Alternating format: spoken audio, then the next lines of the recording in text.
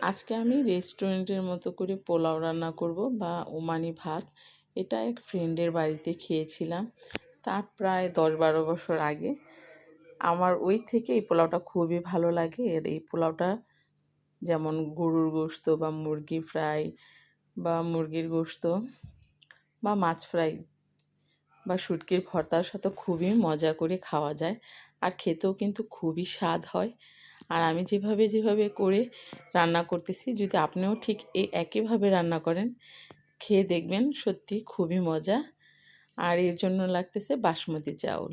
আর বাহিরে আমরা যারা থাকি তারা সবাই কিন্তু কম বেশি বাসমতি চালটাই খাই।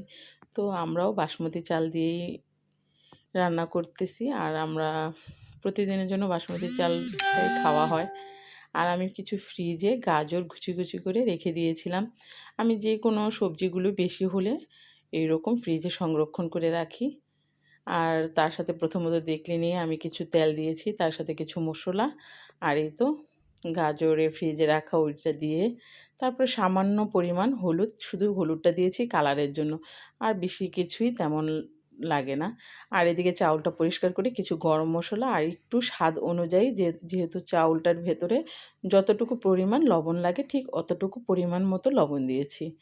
চাইলে আপনি উপরে তেলও দিতে পারেন, অনেকে দেয়, আমার লাগে না, যেহেতু আমরা বাসমতি চাল খাই। আমি চাউলটার হিসাব করি, ভাতের মাড়টা গালি। আর এই তো ভাতের মাড় গেলে খুব সুন্দর ভাতগুলো ঝরঝরা। আর এদিকে মশলাটাও রেডি হয়ে গেছে। আপনি যদি ঠিক এই একইভাবে একই প্রসেসে যদি এইভাবে মশলা বা ভাতটা রেডি করেন, তাহলে একদম পুরো অবিকল রেস্টুরেন্টের মতো খেতে সেই স্বাদ হবে। আর মেহমান আসলে এই ধরনের কালারিং পোলাওটা দিতে পারলে মেহমানদেরও খুবই পছন্দ হবে অবশ্যই। আমার বাড়িতে বেশিরভাগই এরকম মাঝে মধ্যেই আমি রান্না করি।